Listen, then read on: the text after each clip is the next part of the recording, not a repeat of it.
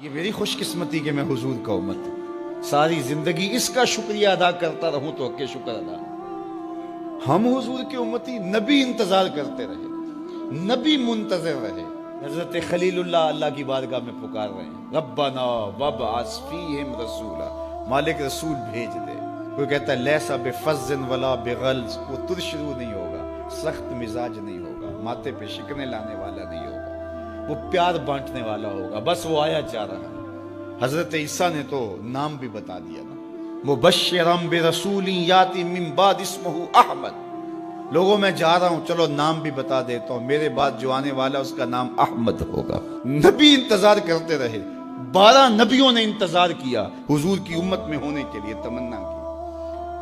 نستورہ راہب انتظار کرتا رہا، بحیرہ راہب انتظار کرتا رہا۔ شب ہجر کی سختیاں کوئی اس سے جا کے پوچھے، تیری راہ تکتے تکتے جسے صبح ہو گئی۔ زندگیاں گزار دی انہوں نے۔ سلمان فارسی کی کہانی سن لو، مجوسی کے بیٹے تھے، حق کی طلب میں نکلے، باپ نے گھر سے نکال دیا، ایک پادری کے پاس جا کے رکے، زندگی بھر اس کی نوکری کی۔ جب اس کا آخری وقت آیا، اس نے کہا میری تدفین کے بعد غموریا چلے جانا، وہاں کا پادری خدا رسیدہ ہے، تجھے اس سے کچھ مل جائے گا۔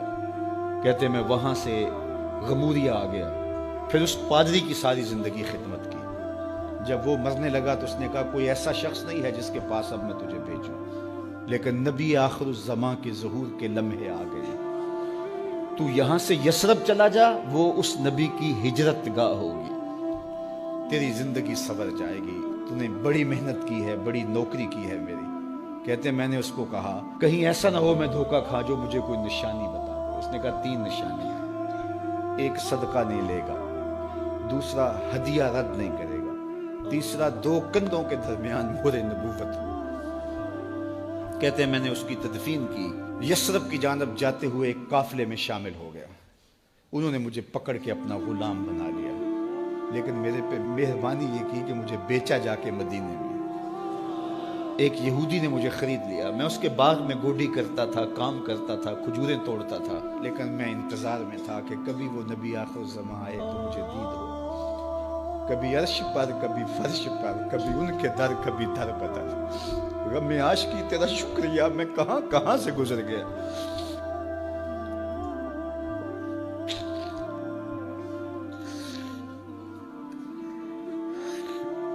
کہتے ہیں ایک دن میں اپنے باغ میں کھجوریں توڑ رہا تھا کہ ہواؤں میں مستی پیدا ہو گئی اور ہر سمت سے طلع البدر علینا کی صدائیں گونجنے لگیں۔ میں سمجھ گیا کہ وہ لمحے آ گئے، میں نے چھلانگ لگا دی اور دوڑ پڑا۔ میرے آقا نے سمجھا شاید غلام بھاگ گیا، اس نے دوڑ کے مجھے پکڑ لیا۔ میں نے اس کو کہا کہ میں نوکر تیرا ہی ہوں، لیکن دل نوکر کسی اور کا ہے، میں بھاگوں گا نہیں، مجھے جانے دے۔ میں کچھ کھجوریں لے گیا تھا صدقے کی نیت سے، جا کے حضور کو پیش کی۔ آقا کریم نے فرمایا ہم نبی صدقہ نہیں لیتے۔ کہتے ہیں نشانی ایک پوری ہو گئی۔ کہتے ہیں کہ میں کچھ دنوں کے بعد اور کھجوریں لے گیا اور میری نیت ہدیہ کی تھی، میں نے پیش کی، حضور نے قبول فرما لی۔ لیکن میں بھی کہتا تھا تیسری نشانی بھی پوری ہو لے تو پھر مانوں گا، اور وہ کیا تھی؟ 2 کندھوں کے درمیان مہر نبوت۔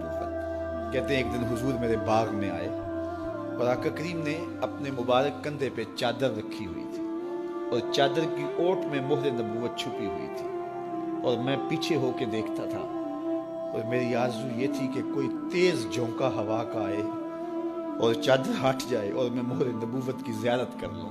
حضور میرے ارادہ قلب سے آگاہ ہوئے، فَأَلْقَى إِلَيَّ رِدَاءَهُ، حضور نے چادر اتار کے میری جانب پھینکی اور پھر ایسے رخ کر کے فرمایا انظر الی ما امرت بہ، اس پادری نے جو بتایا تھا دیکھ لے آ کے۔ تو کہا میں نے دیکھا کہ حضور کے دو کے درمیان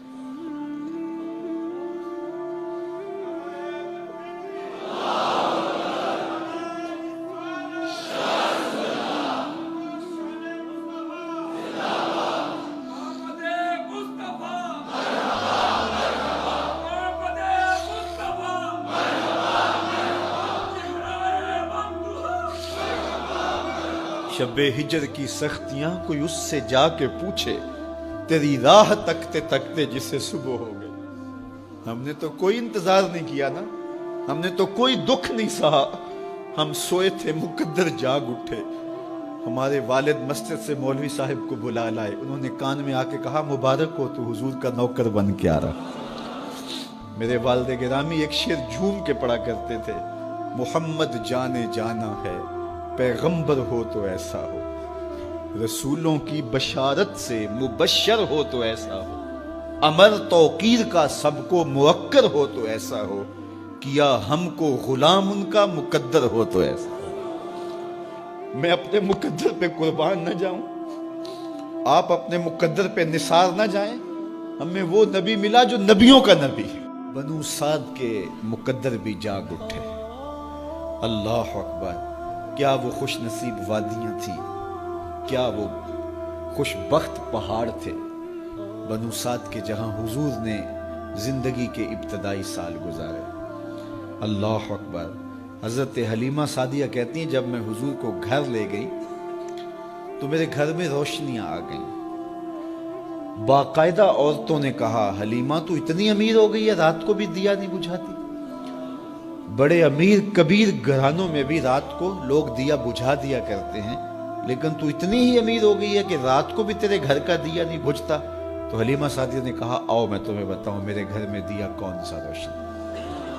باقاعدہ ہم جولیوں کو بلایا، پالنے میں حضور تھے، اشارہ کر کے کہا ما کننا نحتاج الی السراج من یوم اخذناہ، جب سے یہ پیارا گھر آیا ہے میں نے سارے دیے توڑ دیے، دیے کی ضرورت نہ مشعل کی حاجت، عجب روشنی تو نے پائی حلیمہ، بڑی تو نے توقیر پائی حلیمہ، بنی تو محمد کی دائی حلیمہ۔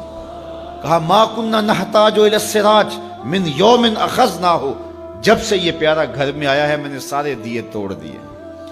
جہاں روشنی چاہیے ہوتی ہے حضور کو اٹھا کے اس کمرے میں لے جاتے ہیں، وہاں انوار پھیل جاتے ہیں، روشنیاں پھیل جاتی ہیں، کیسے اجالے پھیلے، کیسی روشنیاں پھیلیں۔ حلیمہ دا چھپر کھجوری دے تھلے، حوراں وچھالے نوری مسلے، فرش تو عرش تک پہ گئی دہائی، حلیمہ نے لٹ لئی خدا دی خدائی۔ اللہ اکبر۔ وہ سارا دن تو صحراؤں میں گھوم لیتی تھی، اسے جب بھوک لگتی تھی لبوں کو چوم لیتی تھی۔ بخت جاگے حلیمہ سعدیہ کے حضور ان کے گھر آئے، اللہ اکبر، جدھر سے گزرتے گئے نور پھیلتا گیا، انوار پھیلتے گئے۔ حضرت سیدہ طیبہ طاہرہ حضرت عائشہ سلام اللہ علیہا فرماتی ہیں کہ میں کچھ سی رہی تھی کہ میرے ہاتھ سے سوئی گر گئی۔ اب حضور کے گھر میں دیے میں جلانے کے لیے تیل بھی نہیں تھا، میں پریشان تھی، سوئی گر گئی، اتنے میں حضور تشریف لائے۔